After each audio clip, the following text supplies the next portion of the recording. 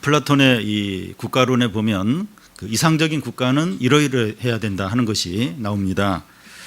각 계급에 있는 사람들이 자신의 역할을 잘 해야 되고, 이 군주는 철학자가 돼야 되고, 남자들은 부인들을 서로 공유해야 되고, 또 자녀는 이 국가가 관리를 해야 한다는 겁니다.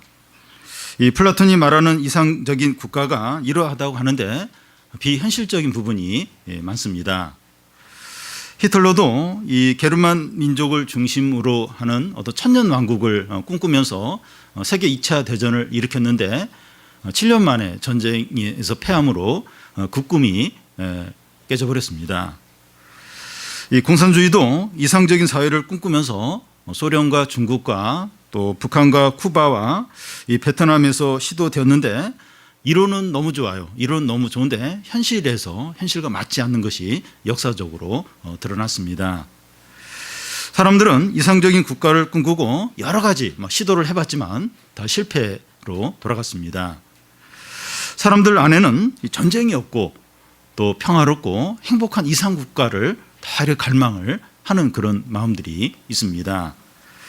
그런데 사람들로 하여금 이런 꿈을 갖도록 원인을 제공한 하나님의 말씀, 성경 말씀을 찾는다면 오늘 우리가 이제 보게 되는 천년왕국 그 말씀입니다. 요한계시록에서 말하는 천년왕국이 어떤 것인가 하면 이 힘센 천사가 나타나서 사단을 쇠사슬로 꽁꽁 묶어 결박을 시킨 후에 이 무저갱이라는 이 감옥 안에 넣고 아무런 활동을 하지 못하도록 하는 겁니다. 그래서 이 세상에는 더 이상 전쟁이나 다툼이나 거짓이나 불의가 없게 됩니다. 대신에 이 예수 그리스도와 믿는 사람들이 온 세상을 다스리는 겁니다. 이 천년왕국에서 이 학생들은 공부하느라 스트레스를 받을 필요가 없어요. 또 직장인들은 직장 생활하면서 막 이렇게 힘들 필요가 없고, 주부들은 집안일을 하는 그런 수고를 하지 않아도 됩니다. 경찰도 필요 없고 군대도 필요 없습니다. 얼마나 좋겠습니까? 천년왕국. 학생들은 공부 안 해도 되고 직장인 직장 안 가도 돼요. 주부는 집안일 안 해도 돼요.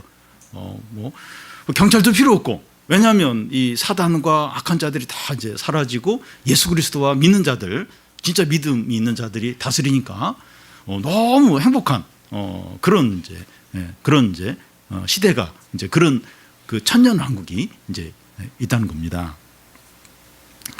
오늘 말씀을 이제 문자적으로 해석하면 이렇다는 겁니다. 그런데 오늘 말씀을 다르게 해석할 수도 있습니다. 천년왕국이라는 것을 문자적인 천년으로 말하는 것이 아니라 상징으로 보는 겁니다. 예수께서 세상에 처음 오셨고 이제 마지막에 이제 재림을 하시게 되는데 그 중간 기간을 천년으로 이제 천년왕국으로 보는 겁니다. 그래서 지금 우리가 사는 이 시대가 그 이 천년왕국에 속한 곳으로 이제 보는 겁니다. 천년왕국에 대한 이제 두 가지 해석 중에서 어느 해석이 더 성경적인가? 그러니까 하나가 뭔가 하면 문자적으로 천년왕국이 진짜 있다. 천년왕국. 그런 이제 해석이고, 다른 하나는 이 천년이 문자적인 게 아니라 상징적인 거다. 그렇게 보는. 그래서 예수님의 초림부터 예수님 마지막 그 재림, 그 기간이 천년이다. 그렇게 이 두 시각 중에서 어느 시각이 더 성경적이냐 하는 것은 조금 우리가 더 살펴보면서 판단을 하면 좋겠습니다. 1절에서 이 3절까지를 보면, 또 내가 보매 천사가 무저갱이 열쇠와 큰 쇠사슬을 그의 손에 가지고 하늘로부터 내려와서 용을 잡으니 곧 옛 뱀이요 마귀요 사단이라. 잡아서 천년 동안 결박하여 무저갱이에 던져 넣어 잠그고 그 위에 임봉하여 천년이 차도록 다시는 만국을 미혹하게 하지 못하게 하였는데 그 후에는 반드시 잠깐 놓이리라. 요한이 보니까 한 힘센 천사가 무저갱이 열쇠와 쇠사슬을 손에 들고 하늘에서 내려옵니다. 그 천사가 사단을 이제 잡아서 결박하여 무저갱이에 던져 넣고 천년 동안 못 나오도록 활동을 못 하도록 꽁꽁 이렇게 가둬둡니다. 사단은 천년 동안 활동을 못 합니다. 그러다가 천년이 지나면 사단이 잠깐 활동할 수 있도록 이제 이렇게 놓여나게 됩니다. 그러면 앞에서도 잠시 살펴보았지만 이 천년을 이제 문자적으로 보고 이 사단이 쇠사슬에 결박당해서 이 무저갱에 갇히는 것도 문자적으로 봐야 하느냐 하는 겁니다. 그런데 우리가 이제 요한계시록을 해석하면서 이 문자나 또 그러니까 숫자나 표현들을 이제 문자적으로 해석하기보다는 상징적으로 보아야 한다 하는 것을 여러 번 우리가 경험을 했습니다. 예를 들어 14만 4천 명 이제 다 이제 구원받은 그 사람들을 가리키는데, 그거는 3년 반, 또 여자, 짐승, 용, 이런 어떤 상징들이 나오는데, 또 숫자들이 나오는데, 우리가 지금까지 이제 그걸 해석을 하면서 그걸 꼭 문자적으로, 그러니까 14만 4천 명이 이제 구원받은 성도들인데 그걸 꼭 문자적으로 구원받은 성도들이 딱 14만 4천 명이다, 그게 아니라 그걸 이제 이렇게 상징적인 것으로 해석을 해서 구원받은 성도들이 아주 많다, 그런 의미로 우리가 해석을 했는데, 이런 식으로 이런 숫자나 이런 그 어떤 표현들을 상징적으로 보는 게 맞다, 옳다, 이런 걸 우리가 이렇게 여러 번 이제 그런 식으로 이제 요한계시록을 해석해 왔습니다. 그래서 여기서도 이 천년왕국이 나오고 또 사단이 쇠사슬에 묶여서 결박당한 것이 나오는데, 이 문자적으로 볼 것이 아니라 상징적으로 보는 게 옳다는 겁니다. 그러므로 이 천년왕국이라고 할 때 꼭 천년을 이제 가리키는 것이 아니라 어떤 일정 기간을 의미한다고 할 수 있고, 또 사단이 이렇게 쇠사슬에 결박당한다, 이것도 문자적으로 보기보다는 사단의 활동이 이게 통제받는 이런 것으로 이제 보는 게 옳습니다. 그러면 사단의 활동이 통제되는 어떤 일정 기간이 언제를 이제 가리킬까요? 이 성경에 보면 그 기간이 언제인가 보여주는 말씀이 여러 곳에 나와 있습니다.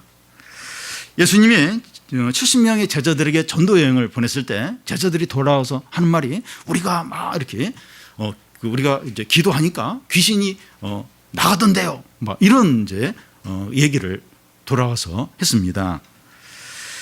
그때 예수님이 하시는 말씀이 이 그 사단이 하늘에서 이렇게 떨어지는 것을 보았다, 이렇게 하십니다.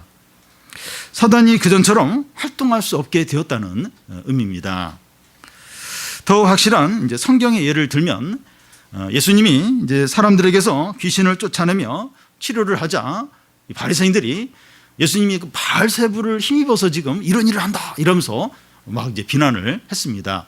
그때 예수님이 무슨 말을 하는가 하면, 어떤 사람이 어느 집에 들어가서 그 집에 있는 이렇게 좋은 물건을 가져 나오려면 그 주인을 결박하고 나서야 그런 일을 할 수 있다고 하시면서, 내가 그 사람에게 있는 귀신을 쫓아내려면 사단을 결박해야 그 사람에게 있는 귀신을 이렇게 나오게 할 수 있다, 이렇게 말씀을 했습니다. 그러면 그 언제부터 사단이 이제 결박당했다고 할 수 있습니까? 예수께서 세상에 오셔서 활동하실 때부터입니다. 좀 더 정확하게 말하면 예수님이 그 오셔서 죽으시고 부활하시고 승천하신 그때부터 이제 사단의 활동이 이제 제한받는 걸로, 통제받는 걸로 이제 볼 수 있습니다. 예수님이 십자가를 앞두고 이제 말씀하시기를, 내가 세상을 이겼다, 이런 말씀을 했습니다. 세상을 이겼다는 것은 세상을 주관하는 사단을 이겼다는 것이죠. 그러니까 너희들은 담대하라, 그렇게 말씀을 했습니다. 그래서 이 천년 왕국이란 이제 문자적으로 천년의 기간을 이제 가리킨다기보다는 예수님이 초림 때부터 이 재림 때까지의 기간으로 보는 것이 옳습니다. 그래서 우리가 지금 사는 이 시대가 여기 계시록에서 말하는 천년 왕국으로 이제 보는 것이 좋습니다. 그러면 이 천년 왕국 기간 동안 이제 어떤 일이 일어나는가 하는 것을 살펴보겠습니다. 4절에서 그 6절까지를 한 절씩 교대로 읽겠습니다. 또 내가 보좌를 보니 거기에 앉은 자들이 있어 심판하는 권세를 받았더라. 또 내가 보니 예수를 증언함과 하나님의 말씀 때문에 목배임을 당한 자들의 영혼들과 또 짐승과 그의 우상에게 경배하지 아니하고 그들의 이마와 손에 그의 표를 받지 아니한 자들이 살아서 그리스도와 더불어 천년 동안 왕노릇하니.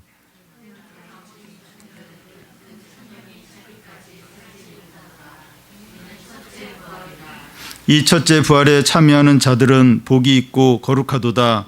둘째 사망이 그들을 다스리는 권세가 없고 도리어 그들이 하나님과 그리스도의 제사장이 되어 천년 동안 그리스도와 더불어 왕노릇하리라. 예. 요한이 무엇을 보게 되는가 하면 보좌를 봅니다. 그런데 그 보좌에 앉아있는 자들이 심판하는 권세를 가진 겁니다. 그리고 요한이 또 무엇을 보는가 하면 예수를 증거하거나 하나님의 말씀 때문에 목배임을 당한 영혼들과 짐승과 그의 우상들에게 경배하지 않거나 그들의 이마와 손에 이 짐승의 표를 받지 않은 자들을 봅니다. 순교를 하거나 신앙 때문에 고난당하다가 죽은 성도들을 말합니다. 그들이 그리스도와 함께 천년 동안 왕노릇을 하는 겁니다. 이 왕노릇을 한다고 하는 것은 다스리는 것을 말합니다. 보좌를 보니까 이렇게 주님을 위해서 고난 당하고 또 순교한 그런 성도들이 이제 그리스도와 함께 왕노릇을 이제 한다는 겁니다. 그래서 방금 앞에서 이 보좌에 앉은 자들이 이제 심판하는 권세를 가졌다고 하는데 그들이 누군가 하면 순교하거나 또 고난 당하다가 죽은 성도들을 가리킵니다. 그들이 이제 세상에서는 실패자 같고 개죽음 당한 것처럼 비참하게 죽었지만 하늘에서는 진정한 승리자로서 영광과 권세를 누리고 있습니다. 그러니까 참 이렇게 인간적으로 보면 세상적으로 보면 제일 참 바보 같은 사람이 신앙 때문에 순교하는 사람, 그 믿음 때문에 막 그렇게 경제적으로 손실을 보고 직장에서 불이익을 당하고 이런 사람 보면 제일 이렇게 바보스러워요. 참 이렇게 개처럼 죽는 것처럼 참 비참하게 보입니다. 그런데 하늘에서는 그들이 영광과 권세를 누리는 겁니다. 천년 왕국 동안 이제 그렇다고 하니까 지금 이 하늘에 있는 성도들이 그런 거예요. 그러니까 하늘에 있는 성도들이 이렇게 지금 복된 영광된 가운데 있는 겁니다. 그러면 그들이 이런 상태에 있다는 것을 어떻게 알 수가 있습니까? 어떻게 그런 성도들이 그렇게 영광과 권세를 누리고 있다. 이걸 어떻게 알 수가 있습니까? 에베소서 2장 5절 6절을 보면 허물로 죽은 우리를 그리스도와 함께 살리셨고 또 함께 일으키사 그리스도 예수 안에서 함께 하늘에 앉히신다고 말씀합니다. 성도가 예수님 안에서 함께 이제 하늘에 앉히신다고 하는데 어디에 이제 앉는다는 겁니까? 그러니까 예수님이 앉는 자리에 함께 앉는다는 거예요. 그러니까 성도가 하늘에 앉힌다는 거예요. 하늘에 어디에 앉습니까? 그러니까 예수님이 앉는 자리에 성도가 함께 앉는 겁니다. 예수께서 앉은 자리는 보좌이죠. 보좌입니다. 그런데 성도가 그 보좌에 함께 앉는 겁니다. 그러니까 성도들이 이제 하늘에 앉는다. 그리스도와 함께 앉는다. 그리스도 어디에 앉아요? 보좌에 앉는 거죠. 근데 성도들이 그 보좌에 함께 앉는 겁니다.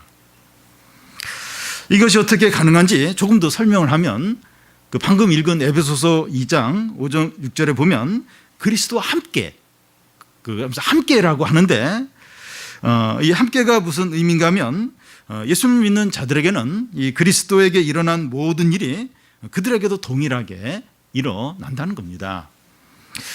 왜냐하면 이 성도는 그리스도와 함께 연합한 상태에 있기 때문입니다. 그래서 그리스도와 함께 죽고 그리스도와 함께 살고 그리스도와 함께 왕노릇을 하는 겁니다. 그러니까 그리스도와 함께 이런 표현이 함께가 자꾸 반복이 되는데 그러니까 이 그리스도와 성도는 연합이 되어 있죠. 연합. 그래서 그리스도와 함께 죽고 그리스도와 함께 살고 그리스도와 함께 왕노릇을 하는 겁니다. 그렇기 때문에 우리 성도가 이제 하늘에 앉는다, 그리스도와 함께 앉는다 할 때 그리스도가 앉는 보좌에 성도들이 함께 앉는 겁니다. 이 세상에서는 신앙생활한다고 욕도 먹고 경제적으로 손실도 보고 여러 가지 불이익을 많이 당해요. 그리고 또 순교까지 이제 하게 되면 너무 비참하죠. 그런데 그들이 하늘에서는 영광과 권세를 누리고 그리스도가 앉는 그 보좌에 함께 앉는다는 겁니다. 함께 왕노릇을 한다는 겁니다. 이게 이제 실제인 거예요, 실제. 이게 이제 진정한 모습인 겁니다. 지금 세상에서의 이게 전부가 아니라 이게 이게 영원하고 이게 진정한 모습이라는 겁니다. 그러면 이 땅에 살고 있는 성도들은 어떻게 살아갑니까? 그러니까 하늘에 올라간 성도들은 이 예수님이 앉는 그 보좌에 함께 앉고 그런 영광과 권세를 누리는데 이 땅에 사는 성도들은 어떻게 살아갑니까? 현재 이 세상에 사는 우리들은 어떻게 살아갑니까? 그러니까 하늘에 올라가 죽은 성도들은 지금 그래요. 하늘에서 그런 상태에 살고 있는데 이 땅에 사는 우리들은 어떻게 살아갑니까? 우리도 성도인데 어떻게 삽니까? 우리도 동일합니다. 그리스도와 함께 왕노릇을 하는 겁니다. 출애굽기 말씀에서 그 하나님은 이스라엘 백성들에게 너희가 하나님의 언약을 잘 지키면 왕같은 제사장 나라가 될 것이라고 했습니다. 이 땅에서 왕같이 제사장으로 사는 겁니다. 그러니까 이스라엘 백성, 하나님 이제 출애굽을 이스라엘 백성 하면서 약속이 뭔가 하면 니들이 언약을 잘 지키면 왕같은 제사장 나라가 된다. 이렇게 말씀했어요. 그러니까 이 땅에서 왕같은 제사장으로 사는 겁니다. 예수님은 제자들에게 너희가 나를 믿으면 내가 하는 일을 하고 나보다 더 큰 일을 한다고 했습니다. 사도행전에 보면 실제로 제자들이 그랬어요. 예수님이 하는 일을 하고 예수님보다 더 큰 일들을 하는 것을 볼 수 있습니다. 여러분, 우리가 이 성령을 구하고 믿음으로 살기만 하면 왕같은 제사장으로 사는 것입니다. 우리가 그렇게 이렇게 성령을 안 구해요. 잘 기도도 안 하고 이렇게 말씀대로 안 사니까 그렇지. 우리가 이렇게 성령을 구하고 믿음으로 살고 이렇게 말씀을 붙들고 사면 왕같은 제사장같이 살게 됩니다. 여러분, 그런 경험이 있는지 모르시겠는데 참 이렇게 믿음이 막 이렇게 막 불붙고 막 성령 충만하고 은혜가 가득할 때가 있어요. 그럴 때 막 그 힘든 일을 하는데도 이게 힘이 안 들어요. 그리고 막 속썩이는 사람 막 그런 사람이 있어도 안 미워요. 막 안 먹어도 배가 안 고프고 그리고 막 기쁨이 있고 미운 사람이 없고 이제 그런 상태가 길지는 않더라도 막 그런 어떤 시간을 보낼 때가 있습니다. 그 왕 같은 제사장으로 사는 것이죠.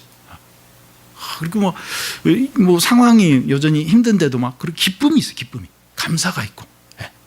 우리가 이렇게 성령 충만하고 또 하나님께 은혜를 구하고 또 이렇게 간절히 기도하고 말씀을 붙들고 이럴 때 왕 같은 제사장으로 사는 겁니다. 사도행전에 나오는 제자들을 보면 그리스도와 왕노릇하는 삶이지 않습니까? 그러니까 이게 보통 사람이 아니에요. 일상적인 어떤 자연인과 달라요. 사도행전에 나오는 우리 사도들, 바울이나 이제 이런 그 제자들을 보면 이게 그리스도와 함께 왕노릇하는 그런 모습으로 살고 있죠. 우리가 염려와 불신앙 가운데 빠져 있을 때가 많아서 그렇지 믿음으로 살기만 하면 왕같은 제사장입니다. 우리가 너무 믿음이 없어요. 믿음이 너무 이렇게 인간적인 생각을 많이 해요. 그리고 염려를 많이 합니다. 이제 그래서 그렇지 우리가 진짜 믿음으로 확신 가운데 하나님 바라보면서 성령의 능력을 의지하면서 그렇게 살면 왕같은 제사장입니다. 그런 날이 있어요. 그런 날. 막 은혜가 임하고 막 기쁨이 임하고 그런 날은 진짜 이렇게 막 사랑이 넘칩니다. 기쁨이 있고 죄의 유혹 다 거절하고 왕같은 제사장이죠. 이 캐슬 같은 데 살고 사회적인 지위가 높아야만 왕같은 제사장이 아닙니다. 그런 것에 달려있는 게 아니에요. 이 성령에 달려있고 말씀에 달려있고 하나님의 은혜에 달려있습니다. 이 5, 6절을 보면 이 첫째 부활이라는 말이 나오는데 무슨 말인가 하면 예수님이 첫 번째로 부활하셔서 부활의 첫 열매가 되셨습니다. 그래서 예수님을 믿는 자들은 예수님과 함께 죽고 다시 삶으로 이 첫째 부활에 참여한 자가 되는 겁니다. 이제 우리가 이제 예수님을 믿으면 예수님과 함께 죽고 예수님과 함께 살아요. 그러면서 예수님이 부활의 첫 열매가 되셨는데 우리도 첫째 부활에 참여한 자가 됩니다. 이 첫째 부활에 참여한 자들에 대해서 나오는데 그 6절에 보면 복이 있고 거룩하도다. 둘째 사망이 그들을 다스리는 권세가 없고 도리어 그들이 하나님과 그리스도의 제사장이 되어서 1000년 동안 그리스도와 더불어 왕노릇 한다는 겁니다. 그러니까 그 예수님을 믿어서 이제 예수님과 함께 죽고 부활한 자들이 첫째 부활에 참여한 자들이 이제 우리들인데, 우리들이 이제 그런 자가 어떤 자인가 하면 복되다는 거예요. 그리고 이 둘째 사망과 상관이 없다는 거예요. 그리고 그리스도와 함께 왕노릇을 한다고 그렇게 말합니다. 여기서 이 둘째 사망이 나오는데, 이 둘째 사망이 있으면 첫째 사망이 있는 겁니다. 이 첫째 사망은 육체적인 죽음을 가리킵니다. 그러니까 모든 사람이 다 죽어요. 한 번은 죽어요. 첫째 사망. 그러니까 신자든지 불신자들 다 죽어요. 이게 첫째 사망인데 육체적인 죽음을 말해요. 그러니까 누구든지 언제 죽든지 반드시 첫째 사망을 겪습니다. 반드시 죽어요. 그래서 이 첫째 사망은 그렇게 중요한 게 아니에요. 왜냐하면 누구든지 죽으니까. 그러니까 시기가 좀 달라요.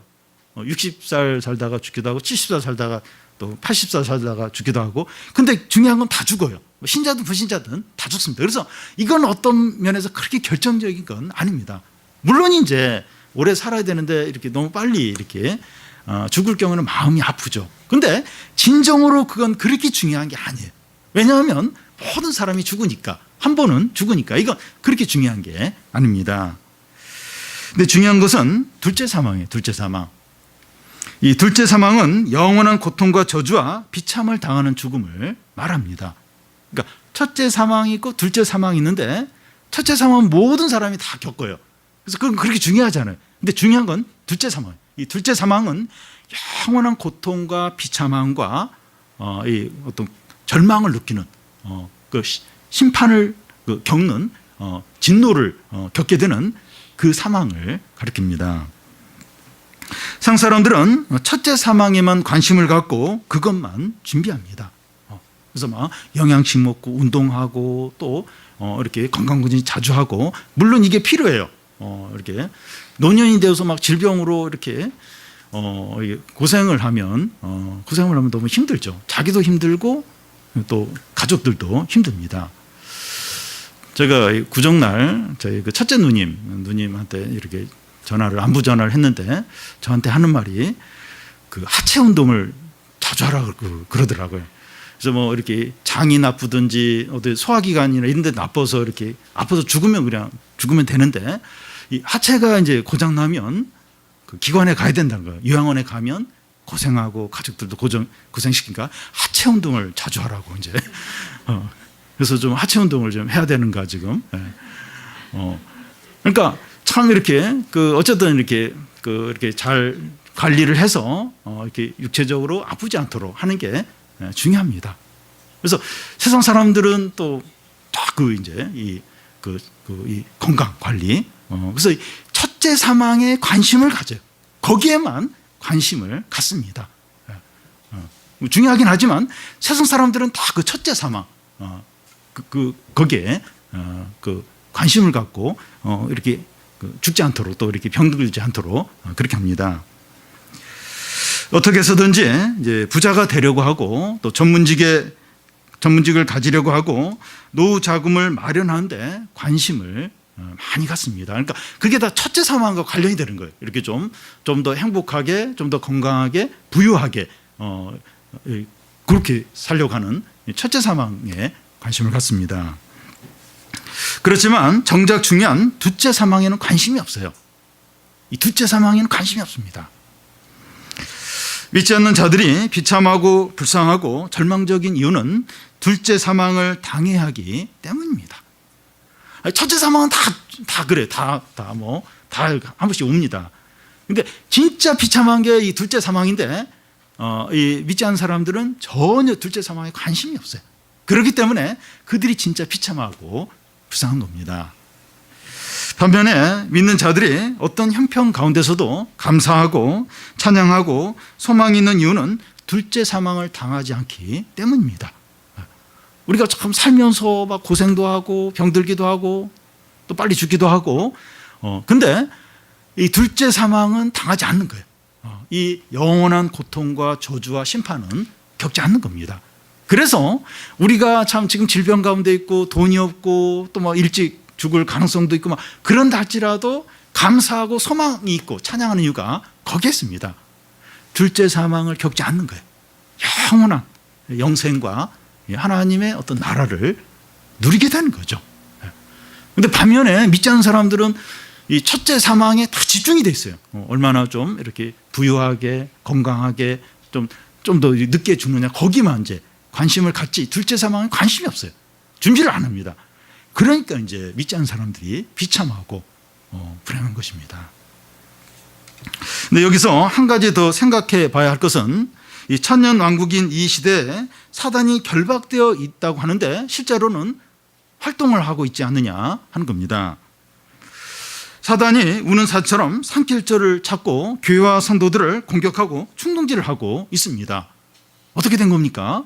분명히 이 천년 왕국 기간 지금 이 시대에 이 사단이 통제를 받고 있다. 무저갱 안에 들어가 있다. 그렇게 하는데 활동을 하고 있어요. 막 교회와 성도들을 충동질하고 또 막 우는 사자처럼 산길절을 찾고 있는데 어떻게 된 겁니까?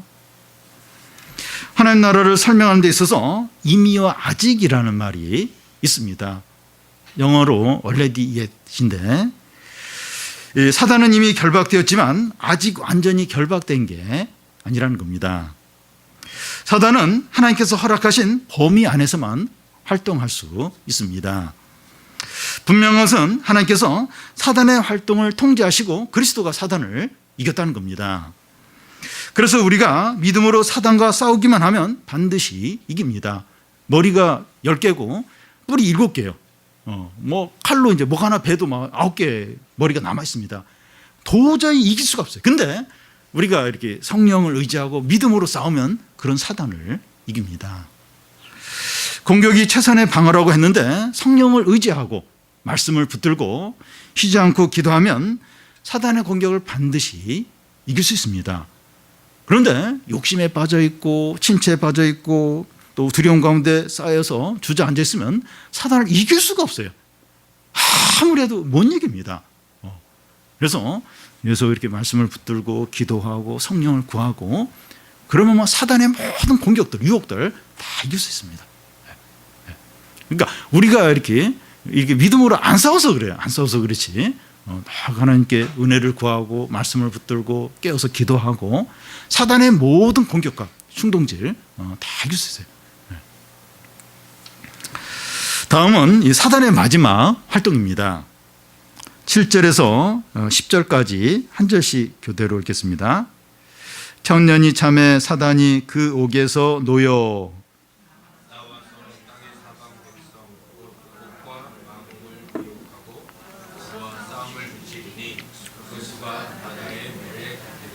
그들이 지면에 널리 퍼져 성도들의 진과 사랑하는 성을 두름에 하늘에서 불이 내려와 그들을 태워버리고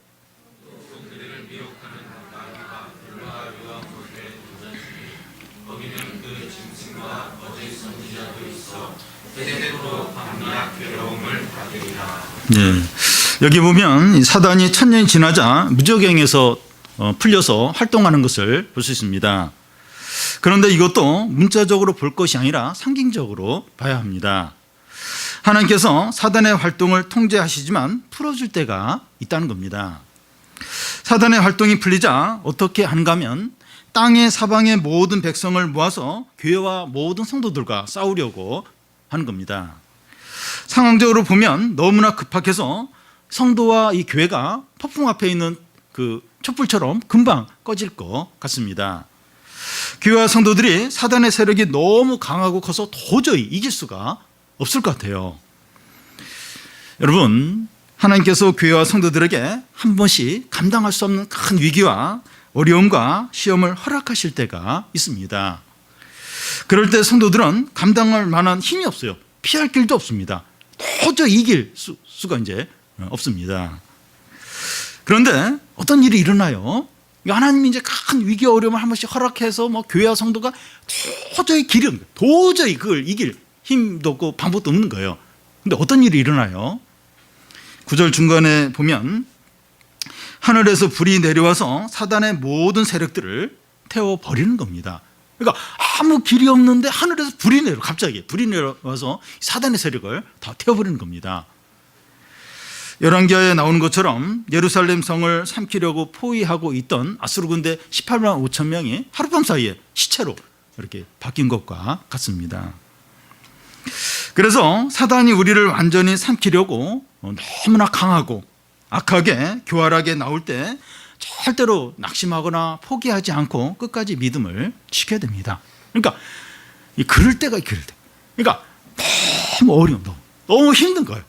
그리고 어떤 악한 세력이 모든 걸 막 이걸 주관한 것처럼 느껴지면서 길이 없는 거예요. 그냥 망하고 끝장나고 비참하게 될 수밖에 없는 어떤 그런 상황이 있어요. 그런 도저히 길이 없는. 절대로 낙심하지 말라는 거예요. 포기하지 말라는 거예요. 절대로 믿음을 잃지 말라는 겁니다. 우리가 할 수 있는 일은 하지만 더 이상 할 수 있는 일이 없을 때 히스기야가 한 것처럼 기도에 매어 달리는 겁니다.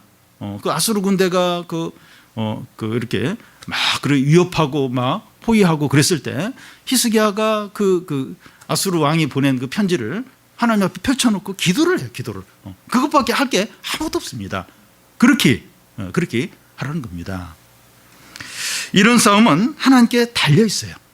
하나님께 전적으로 달려 있습니다. 그러니까 그게 느껴져요. 이건 악한 세력이다. 악한 세력이 이 사단이 지금 이걸 완전히 우리를 지금 뭉기려고 한다. 완전히 없애려고 한다. 그게 막 느껴져요. 아주 약한, 진짜 길이 없어요. 그럴 때 이 싸움은 하나님께 속한 거다. 하고서 우리가 할 수 있는 건 하지만 하나님께 기도로 매어 달리는 겁니다. 그럴 때 전혀 예상치 않는 어떤 그런 방법으로 하나님이 건져주시고 이 사단을 확 이렇게 짓누르는 것을 보게 됩니다. 그러면 사단의 최후는 어떻게 됩니까? 불과 유황못에 던져집니다. 그곳에서 영원토록 나오지 못하고 고통을 겪게 됩니다. 사단과 거짓 선지자들과 이 추종자들이 똑같은 멸망과 심판을 받게 됩니다. 사단과 그의 추종자들의 심판과 멸망에 대해서 앞에서도 반복해서 나와요. 계속해서 여러 번 반복해서 나오는 이유가 뭡니까? 그들의 멸망이 너무나도 확실하고 분명하다는 것을 보여주기 위해서입니다.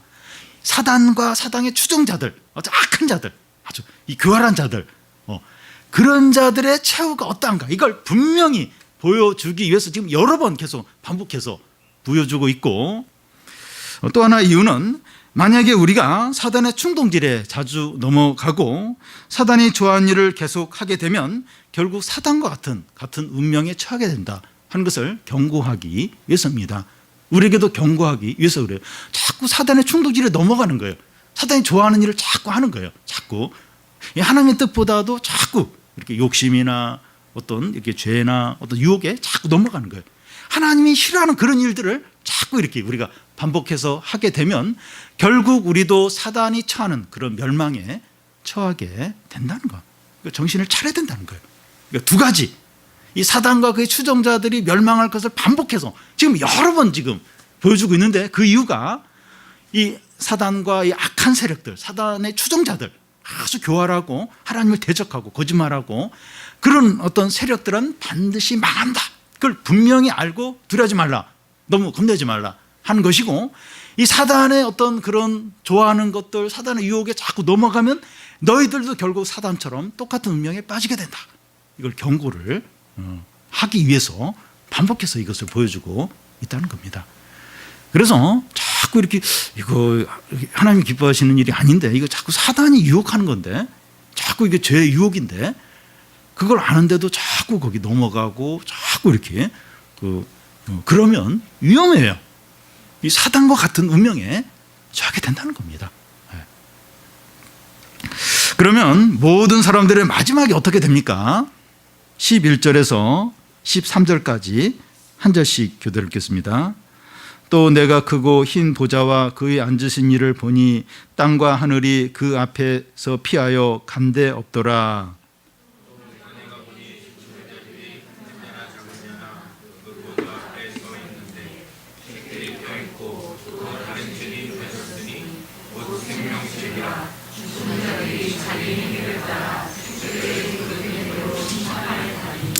읽겠습니다.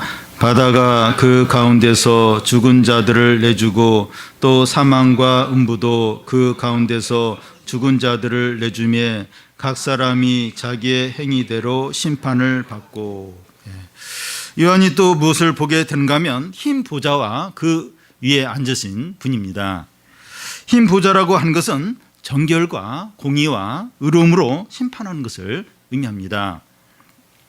흰 보좌와 거기 앉으신 이 앞에서 땅과 하늘이 간데가 없다고 말합니다. 그것은 그동안 세상에서 알아주고 인정받고 자랑으로 여겼던 것들이 그때는 다 사라질 것을 말합니다. 흰 보좌 앞에서 세상과 이게 온데간데 없이 사라진 거예요. 그러니까 세상에서 알아주고 인정하고 대단하게 여겼던 게 하나님 앞에서 아무런 의미가 없게 된다는 겁니다. 그냥 싹 사라진 거예요. 지금 이 땅에서 지금 유명하고 화려하고 대단한 그게 마지막 날 하나님 앞에서는 아무것도 아닌 것으로 그냥 다 의미가 없게 된다는 겁니다. 이 재산이나 학벌이나 고액 연봉이나 인기나 든든한 노후 자금 등 모든 것이 아무런 가치가 없게 된다는 겁니다. 하나님 앞에서 그게 아무런 의미가 없다는 거예요. 아무런 쓸데없는 것이 되어버린다는 겁니다. 큰 자나 작은 자가 보좌 앞에 서 있다고 하는데 이 세상에서 이 사회적인 지위나 명예나 권력이 하나님 앞에서는 아무런 의미가 없다는 겁니다. 그러니까 보좌 앞에 큰 자, 작은 자가 보좌 앞에 있다는 거예요. 이 세상에서 알아주는 어떤 그런 차이들, 대단한 것들, 하나님 앞에서는 아무런 차이도 없고 의미가 없다는 겁니다. 오직 흰 보좌에 앉으신 그 하나님께서 의미 있게 다루는 게 뭡니까? 그 흰 보좌에 앉으신 그 하나님 앞에서 의미 있는, 가치 있는, 거기서 중요하게 다뤄지는 게 뭡니까? 보좌 앞에 책이 있는데 각 사람들이 한평생 동안 행한 일들이 다 기록되어 있는 겁니다. 그러니까 뭐 사회적인 지위 또 이 세상에서 얼마나 대단한가 아무 의미가 없어요. 아무 의미가 없고 그 보좌에 앉으신 이 앞에 그분 앞에 책이 하나 이제 딱 놓여 있는데 그 책에 각 사람이 일생 동안 어떻게 행했는가 그것이 다 기록이 되어 있다는 겁니다. 그 책에 나와 있는 각 사람의 행위만 보고 심판을 하신다는 겁니다.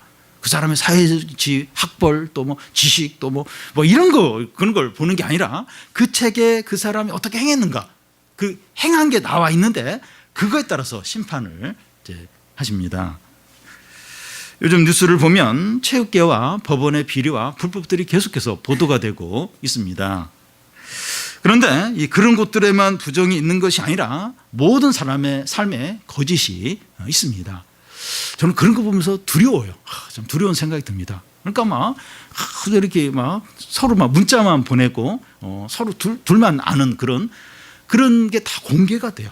공개가 아주 은밀하게 이루어졌던 일들이 다 뉴스에 나오는 겁니다. 그런데 체육계나 법원의 어떤 그런 비리만 있는 게 아니라 각 사람에게 어떤 거짓과 불법과 죄악이 있는데 그게 이제 다 이제 하나님 앞에서 드러나게 된다는 거예요. 이게 다 기록이 되는 겁니다. 여러분 요즘에는 뭐 CCTV가 너무나 많아서 어디를 가든지 다 찍혀요. 그리고 차 안에 블랙박스가 있잖아요. 거기 다 기록이 됩니다. 우리가 이야기하는 거 다 녹음이 돼요. 그래서 저는 가끔씩 의식이 되는데 이거 지금 이 말하는 것도 다 이게 그 저장이 되는데 그러니까 모든 게 다 저장이 되고 다 기록이 돼요. 하나님 앞에 그렇다는 거예요. 우리가 일평생 동안 행동한 살았던 그런 어떤 죄들까지도 다 하나님 앞에 다 그 책에 기록이 되는 겁니다. 사람들이 거짓과 부정을 저지르면서도 두려워하지 않는 이유는 죽을 때까지만 드러나지 않으면 된다고 생각하기 때문입니다. 그러니까 죽을 때까지만 안 드러나고 그냥 그러면 이제 된다 이렇게 생각하기 때문에 이 죄 짓는 걸 두려워하지 않습니다. 그런데 사람들의 죄는 죽으면 끝나는 것이 아니라 마지막 날에 죽었던 모든 사람이 다 살아나서 흰 보좌에 앉으신 하나님 앞에서 심판을 받게 됩니다. 각 사람들이 행한 일이 다 기록된 책을 펴놓고 심판을 이제 받는 겁니다. 그러니까 우리 앞에서 13절에 나와 있는 것처럼 바다가 죽은 자들도 내어놓고 또 사망과 음부도 그 가운데 죽은 자들을 내어주며 그러니까 다 죽었던 사람들이 다 살아나는 거예요. 다 살아나서 하나님 보좌 앞에서 그의 행한 거에 따라서 심판을 받게 됩니다. 이 자리에서는 변명과 거짓말이 전혀 통하지 않습니다. 법원에서는 막 거짓말을 해요. 그래서 나중에 위증한 게 드러나서 또 이제 더 처벌을 받는 경우도 있는데, 이 세상 이 법정에서 드러나지 않는 게 있고 거짓말이 통할지 몰라도 이 하나님의 법정에서는 거짓말과 변명이 전혀 흰 보좌에 앉으시니 이 정의와 정결과 의로움과 거룩이 가득한 분이에요. 거짓말 할 생각을 아예 안 해야 돼. 변명을 할 생각을 아예 생각을 하지 않아야 됩니다. 사람들이 이런 순간이 반드시 온다고 생각하면 지금처럼 거짓말을 밥 먹듯이 죄 짓는 걸 그렇게 밥 먹듯이 하지는 못한다는 겁니다. 내가 지금 하는 거짓말, 이 불법, 죄들, 이게 다 하나님 보좌 앞에서 드러날 텐데, 이런 생각을 하면 그렇게 함부로 말하지 못하고 함부로 죄를 짓지 못합니다. 그리고 이런 심판의 자리를 어떤 사람도 피할 수 없습니다. 아무도 못 피해요. 이 주님의 보좌 앞에서 이 심판 아무도 못 피해. 아무도 피할 수가 없습니다. 바다에 빠져 죽었든지 불에 타서 죽었든지 사고로 죽었든지 자연사했든지 다 몸으로 부활해서 하나님 앞에 서게 됩니다. 뭐 죽는 어떤 방법 다양해요. 근데 어떻게 죽었든지 다 다시 부활해요. 다 몸으로 부활해서 하나님 앞에서 심판을 받게 됩니다. 이 심판이 진짜 두려운 겁니다. 이게 진짜 두려운 겁니다. 경제적인 어려움이나 질병이나 대학 입시나 취직 문제나 이 세상의 어려움은 이것에 비하면 아무것도 아니에요. 진짜 아무것도 아닙니다. 여기서 아무리 큰 고통을 겪고 또 뭐 경제적인 문제로 힘들고 사람과의 관계로 힘들고 정서적인 문제로 힘들고 많은 아픔들이 있는데, 이 주님 앞에서 마지막 날 심판을 받는 모든 게 다 드러나는, 거기서 이제 영원한 운명이 결정이 되죠. 영원한 그것에 비하면 아무것도 아니라는 거예요. 그 심판에서, 그 재판에서, 그 법정에서, 하늘의 법정에서 거기서 의롭다 여김을 받고 이렇게 그렇게 된다면 지금 이 땅에서 아무리 이렇게 고통을 겪는다 해도 그건 결코 큰 게 아니라는 겁니다. 그러니까 이 땅에서 아무리 이렇게 고생을 해도 100년 이상은 아니잖아요. 100년. 이번에 시골에 갔을 때 한 어르신을 좀 찾아갔는데 나이가 102세입니다.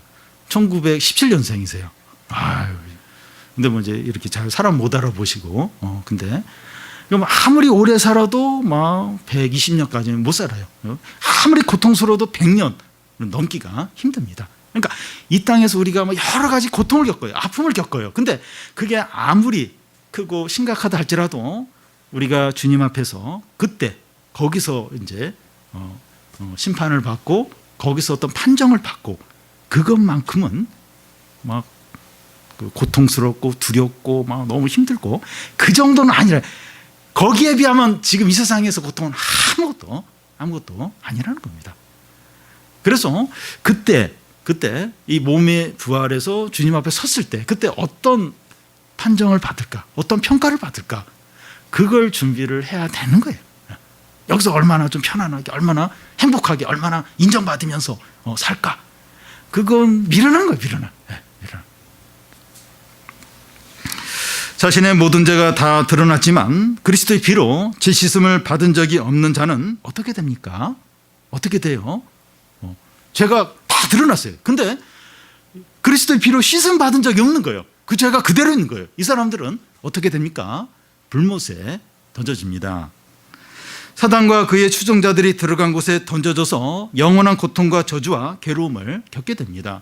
사단이 들어갔고 사단의 추종자들이 들어갔고 거기에 들어갔던 자들, 그곳에, 이 불못에 던져져서 영원한 고통과 저주와 아픔을 이제 겪게 되는 겁니다. 이게 진짜 두려운 거예요. 이게 진짜 두려워요. 여러분, 그래야 좀 정당하지 않습니까? 얼마나 많은 사람들이, 얼마나 독재들, 악한 수천 명을 죽인 독재자들이 한 반 정도가 편안하게 죽어요.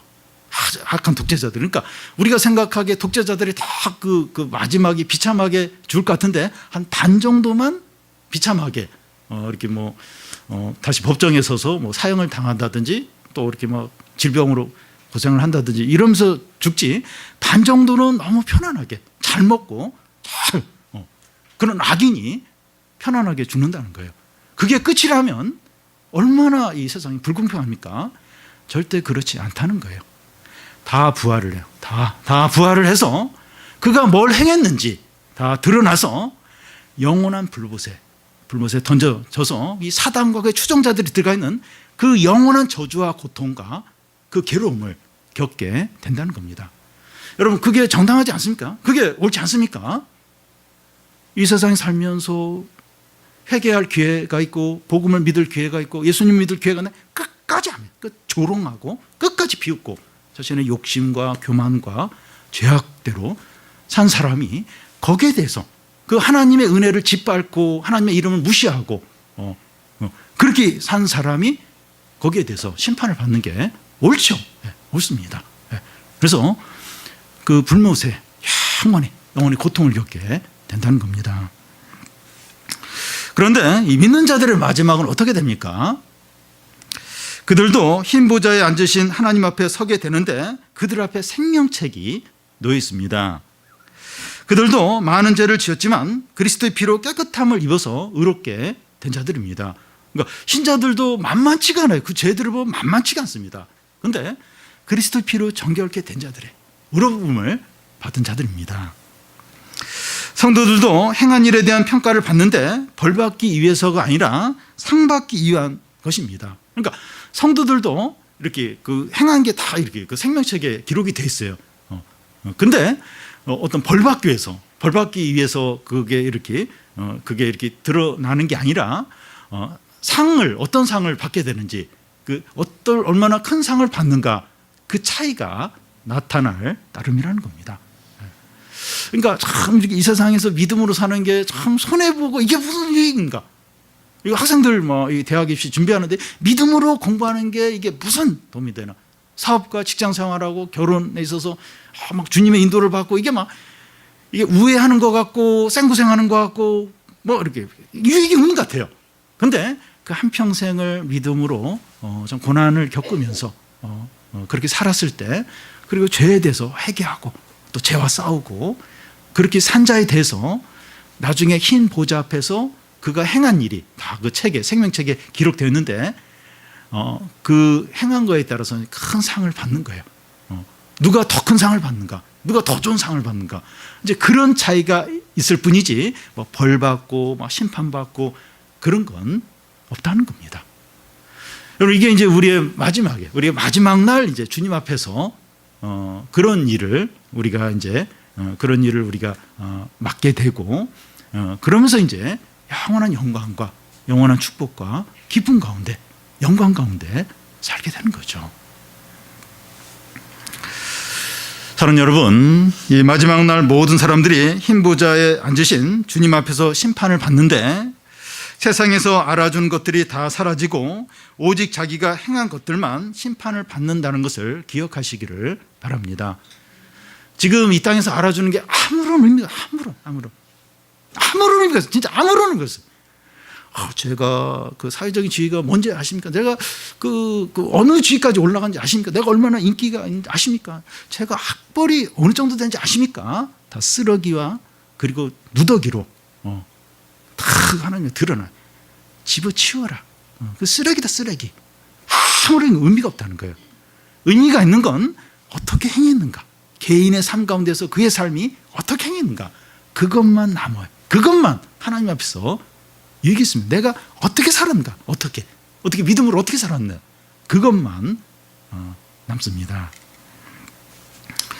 우리는 하루 한 주일 한 달을 살면서 기억해야 될 것은 마지막 날 우리가 행한 모든 것들이 다 책에 기록이 된 가운데 그게 이제 펼쳐져서, 그 기록된 것이 펼쳐져서 주님 앞에서 평가를 받는다는 겁니다. 그래서 세상에서 알아주고 인정받는 것을 위해서 사는 것이 아니라 마지막 날 주님 앞에서 어떻게 인정을 받는가, 주님 앞에서 인정받는 그것을 위해서 살아야 됩니다. 그런데 많은 믿는 사람들이 자꾸 그 생각을 안 해요. 그걸 안 하고 지금 여기서 이렇게 인정받고 여기서 좀 뭔가 이렇게 손에 잡히고 또 이렇게 행복을 위해서 살기가 얼마나 쉬운지 모른다는 겁니다. 그것만이 그게 참된 것인 것처럼 쓰레기인데 아무 누더기인데 아무런 인정을 받지 못하는데 죽으면 끝나는 것인데 근데 자꾸 그걸 위해서 자꾸 올인을 하고 그게 마치 모든 것인 것처럼 자꾸 그렇게 살려고 한다는 거예요. 근데 진짜 중요한 건 내가 마지막 날 주님 앞에 갔을 때 인정받는 게 뭔가 그걸 위해서 살아야 되는 겁니다. 그래서 이제 우리 좀 가족들 가운데 이제 이렇게 소천한 분이 이제 계시고 또 우리도 이제 이렇게 때가 되면 주님께 가게 되는데 그때 우리가 죽을 때 가져갈 수 있는 게 뭔가, 이 남는 게 뭔가 한번 생각해 보십시오. 이 세상에서 알아주는 거 아무도 의미가 없어요. 죽으면 그냥 그런 건 끝입니다. 근데 우리가 이렇게 믿음으로 살았던 거, 그건 이제 우리가 죽어도 다 주님 앞에, 주님의 생명책에 다 기록이 되어 있는 겁니다. 이제 그걸 위해서 사는 것이죠. 물론 이제 다른 것들도 최선을 다해서 살아야 되지만 우리가 진정으로 우선순위를 두고 진정으로 준비해야 될 게 바로 그것입니다. 우리 모두가 성령을 구하고 쉬지 말고 기도하고 말씀에 반응해서 살아서 지금 이 땅에서 왕같은 제사장으로 그리스도와 함께 왕노릇하며 지금 여기서 그리스도와 함께 왕노릇하는 겁니다. 왕노릇. 우리가 믿음으로 살아서 여기서 지금 왕노릇하는 겁니다. 그렇게 그리스도와 함께 왕노릇하는 그런 성도들이 다 되시기를 바랍니다.